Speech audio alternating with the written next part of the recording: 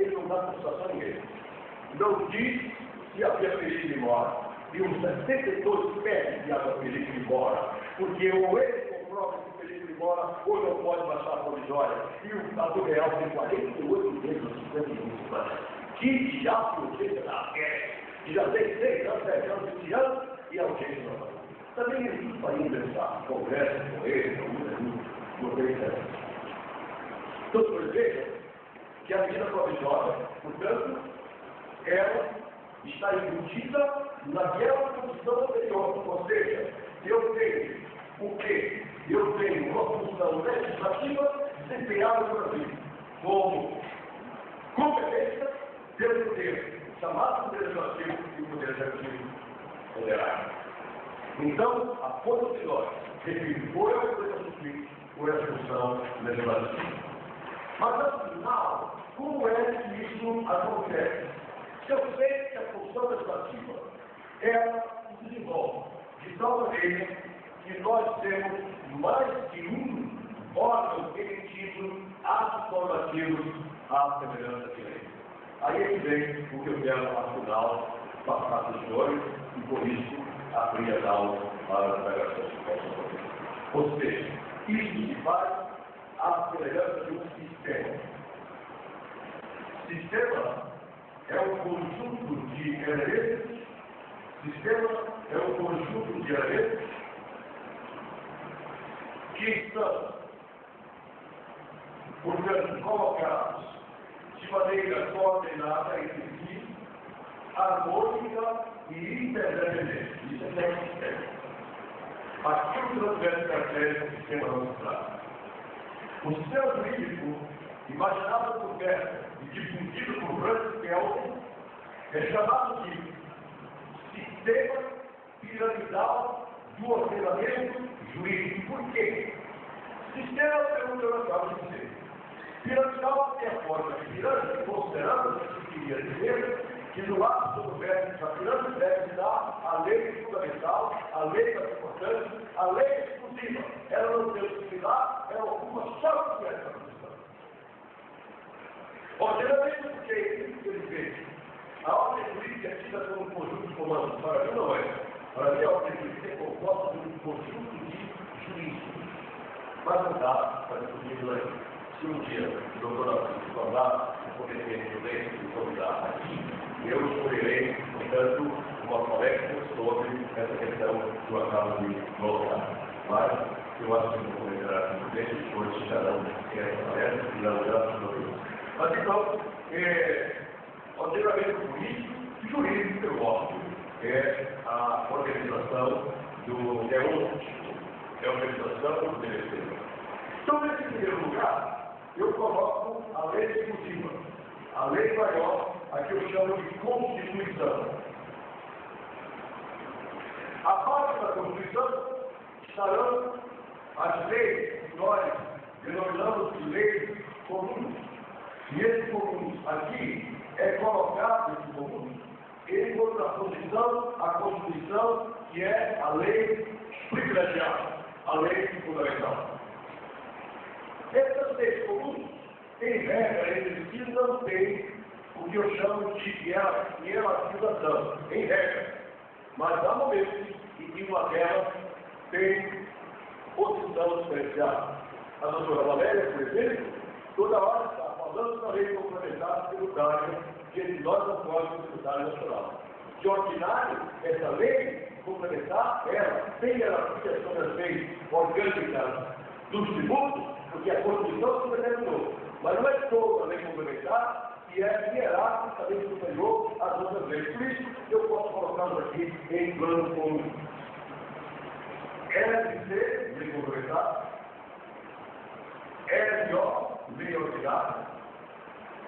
LD, lei delegada. Toda vez que eu escrever essa palavra, que eu já pronunciei aqui, eu tinha o feliz da sala. Mas, como eu já pronunciei na lista também, eu vou somente colocá-la aqui.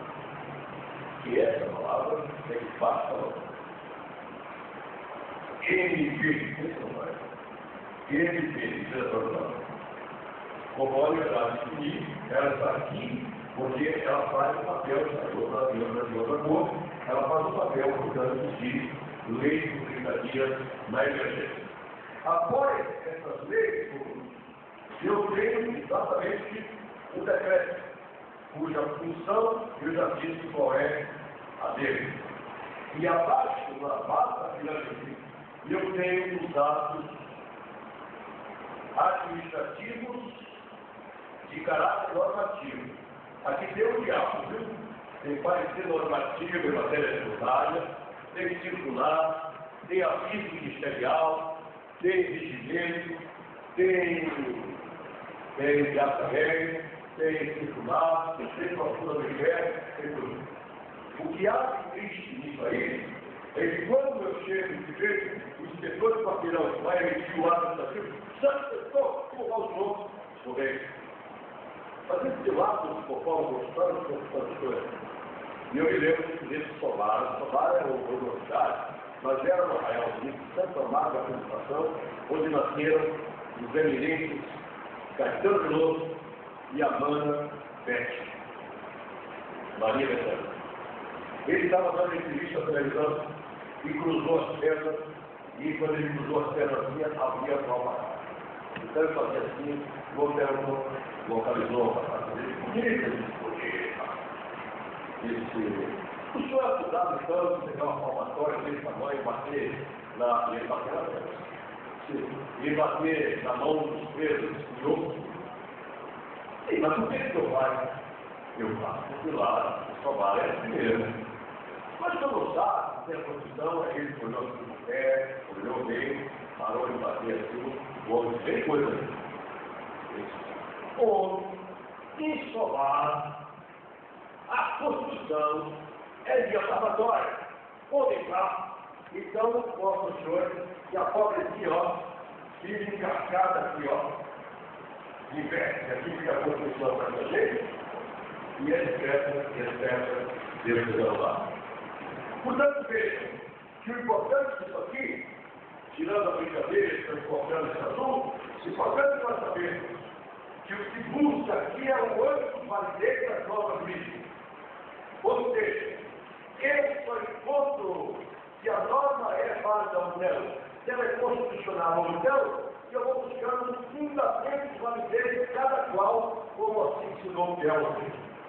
Se eu olho a Constituição até chegar ao ato do setor de quarteirão, eu tenho o que se chama o sistema de derivação. Ou seja, as leis derivam da Constituição, o decreto das leis, o ato normativo administrativo do decreto. No sentido inverso, eu estou examinando a fundamentação. O ato normativo administrativo e fundamento do decreto, esse, por vez, as leis da Constituição. A grande pergunta, e a Constituição dos fundamentos de lei? Aí, na lei fundamental do poder.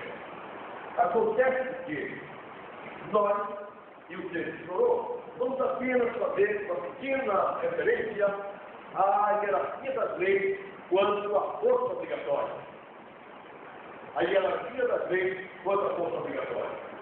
A hierarquia das leis quanto à força obrigatória faz com que nós as classifiquemos em dois grandes grupos. As chamadas leis imperativas. Leis imperativas, que eu prefiro chamá-las de leis cogentes, leis imperativas ou leis cogentes, e as chamadas leis supretivas, ou simplesmente leis supretivas de declaração de vontade. Isso é fundamental. Tiremos de sair que as leis imperativas ou cogentes são todas o chamado campo do direito público.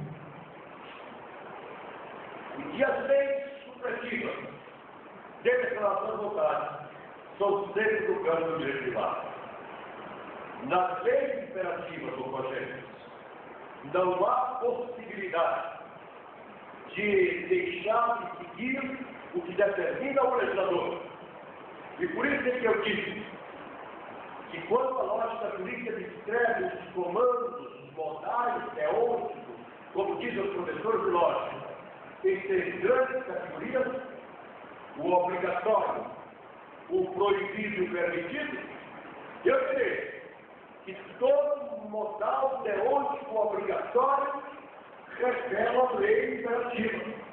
Ou seja, eu somente posso fazer aquilo que o legislador me obriga a fazer. O modal teórico do proibido. Eu também estou no campo das leis imperativas. Porque eu não posso fazer isto ou aquilo que o legislador diz que eu não farei. Ele me proíbe fazer. Mas quando as leis, o modal teórico é permitido, eu estou diante da lei legislativa de declaração voluntária. Um campo, portanto, especial do direito e das obrigações. Especialmente de métodos negócios jurídicos e mais especialmente o campo dos contratos, é o campo das leis legislativas. O legislador emite a lei para cumprir vontades que não foram declaradas pelo titular do direito.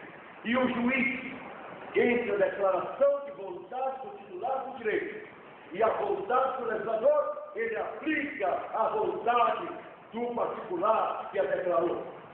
O juiz só está proibido de fazê-lo se a declaração de vontade do particular desobedecer a ordem pública, os bons costumes ou as formas solenes. A ordem pública é um conjunto de princípios que estruturam a sociedade. A justiça é o princípio de ordem pública.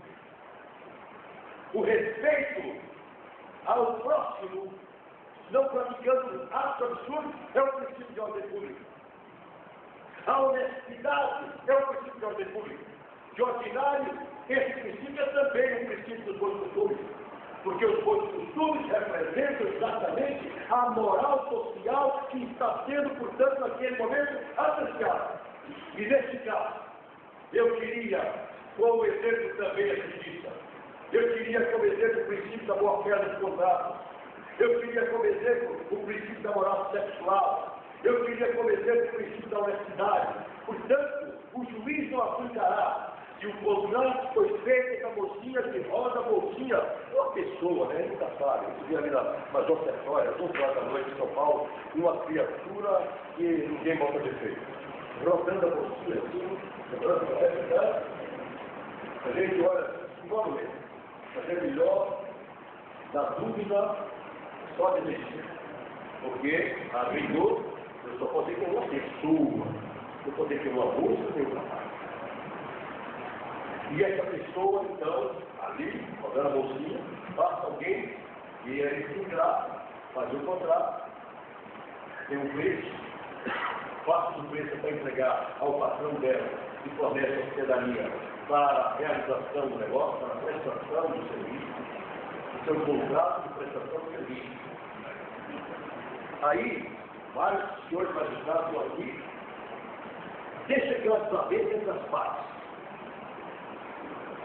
Sobretudo a parte ofendida é que estava com a bolsinha, vai mais são advogado, José Guilherme, que eu saiba dessa, hein? Sua cabeça. Eu estou falando tão bonito aqui, não vai ser advogado, se eu sou dessa, porque é complicado. Então, seu juiz, fulano, pronto, complicou, já nem sei qual é o sexo do votar. Uma pessoa, pronto, foi ofendida porque no contrato deixou de receber o preço. Aí vai para qualquer dos magistrados de fazer, pode ter uma relação, que foi uma relação de trabalho, imagina, uma locação de serviço, locação operária, esse assim, se chama. Ou pode ser uma prestação de serviço mesmo, que não precisa ir para o direito de trabalho, direito comum. É óbvio que o juiz vai logo por força, não tem um ponto de tudo, não vai levar isso em consideração. A dificuldade de decidir o que é construtor e que é ordem pública, sem dúvida.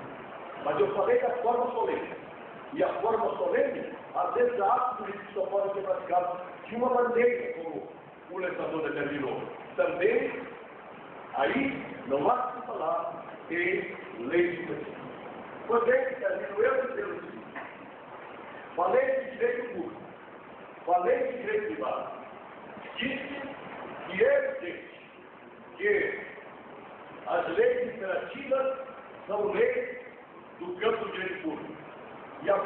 campo do direito privado. Afinal, o que é um e o que é outro? Qualquer discussão que eu fizer, eu estava no problema. Se eu olhar para a justiça do trabalho e disser a ela que eu estou contratando o meu empregado para trabalhar 20 horas por dia, de domingo a domingo, de janeiro a janeiro, eu vou ver qual é a decisão que ela vai dar. Será que ela, ao dar essa decisão, ela embarca comigo no campo do direito público? Ou eu continuo com o meu professor que me ensinou que o direito trabalho é direito privado? Claro que ela continua no campo do direito privado, mas naquele momento há um interesse que está velado pelo Estado. Por isso, que eu disser que o direito público é o direito que rege relações em que o Estado é parte. Eu não sei quando alugar esse salão para o Estado fazer uma conferência, que é direito público ou privado. Ou no caso do direito do trabalho que eu disse agora, que eu disser que direito privado é aquele que rege as relações entre particulares. Senhoras e senhores, há 3 critérios para a discussão.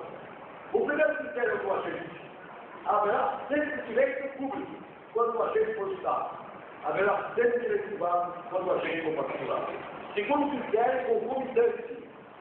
O critério do interesse que está protegido. Se o interesse protegido for preferencialmente do Estado, da coletividade, direito público. Porque pode haver um momento que o Estado e a coletividade têm o interesse comunitario. Se o interesse for preferencialmente do particular, direito privado. Mas, senhoras e senhores, o terceiro critério é esse aqui.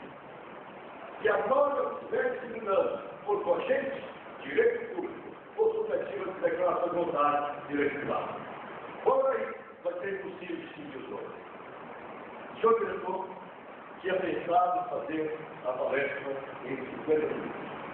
Estou exatamente a 70 minutos, aliás, 80 minutos. Além de participar a ilustre matéria. O vosso cenário de cabeça, eu quero dizer também que é possível falar de temas tão importantes de respeito à nossa concepção de vida, sem que nos estivéssemos alongados. E falar desse tema no Brasil é fundamental. Por quê? Porque é a fonte legislativa. Aquilo que exerce a função legislativa ainda passa por 5.500 municípios, cada qual emitindo esse ato normativo com a mesma força que os 27 estados, as 27 Assembleias Legislativas. Com a mesma força que o Congresso Nacional. Entre nós, não há discussão. Entre as duas regras, emitidos pelo vereador, pelo vereador, pelo deputado à Assembleia Legislativa ou pelos membros do Congresso Nacional. No país dele, lamentavelmente, ainda convive com medidas provisórias, eu só tenho com a expectativa, senhor diretor. E é exatamente por isso que lhe agradeço a grande oportunidade que me deu. Agradeço a essa congregação ilustre o espaço que deu a sua sagrada função de magistério a um corpo estranho como o meu, para tomar o espaço dos senhores todos. Agradeço porque esse é um país que de manhã, meio-dia e de noite temos que chamar não só assembleias de técnicos como de estudantes, mas, como advertiu do Doigrande, a assembleia de todo o povo, que só pode ser cidadão à medida em que cada jovem estudante daqui puder dizer alto e bom som que a democracia e o poder que se exerce dessa linha só pode existir se houver pluralismo. Se nós não tivermos um lado plural, se nós continuarmos tendo o homem baixando medida provisória, se nós estivermos lutando o homem a dizer o que nós devemos fazer, tendo a aptidão de dizer o que temos que fazer, de noite está zangado com a senhora dele, de manhã está na peste, basta uma medida provisória do tamanho da desgraça, porque ele recebe o ódio que estava dos problemas que teve à noite. Se isso é fazer, eu não posso olhar para esses jovens. Senhor diretor, eu não posso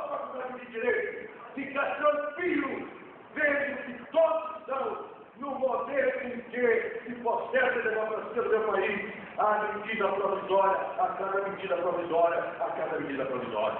Eu creio em vocês.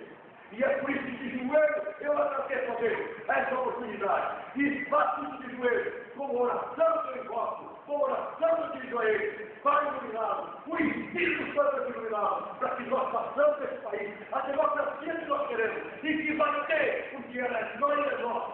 Ele não é do comandante de situação, ele é de cada qual de nós, dos nossos filhos, que felizes. Deus te louve.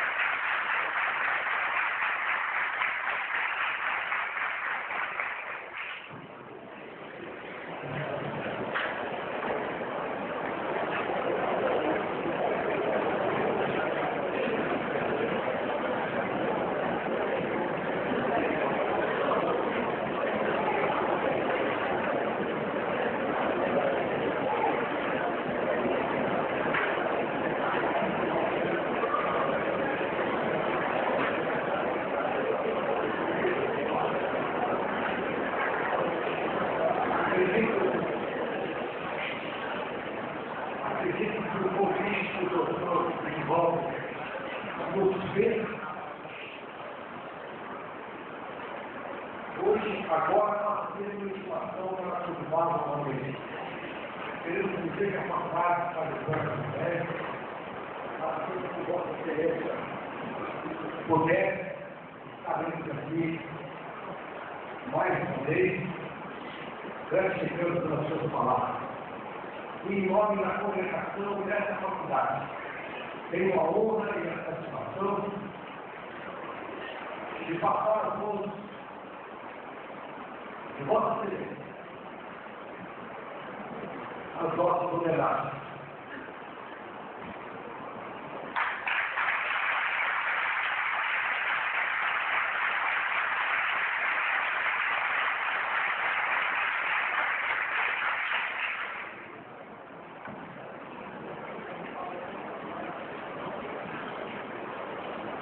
Reiteramos nossos agradecimentos ao doutor Rivaldo Brito, que sacrificou seus alfabeiros profissionais para atender progressivamente ao nosso convite, apesar da longa distância que nos separa, lembrando por essa maravilhosa aula. Agradecemos também a diretoria executiva da UNED Norte-Fluminense, na pessoa do seu presidente, Dr. Rogério Veloso Abreu, que, em parceria com a faculdade, viabilizou esse evento. Agradecendo a presença de todos, solicito uma salva de palmas ao nosso ilustre conferencista.